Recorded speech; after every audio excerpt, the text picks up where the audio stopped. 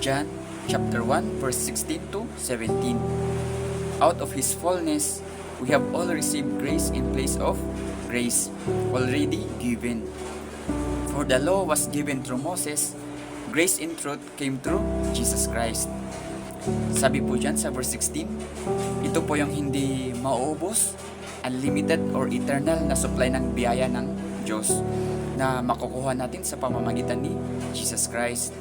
Yung sabi po dito na grace in place of grace or grace upon grace. Ito po ay continuous or patuloy na pagbuhos ng pabor at pagpapala ng ating Ama.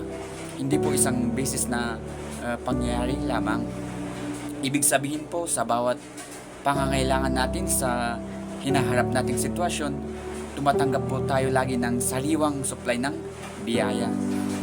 At sabi po dyan sa verse 17, bagamat ang law ni Moses ay mabuti, pag sinunod mo ito lahat, ganun pa man, ito ay hindi lubos na maihahayag ang biyaya at katotohanan ng ating Panginoon.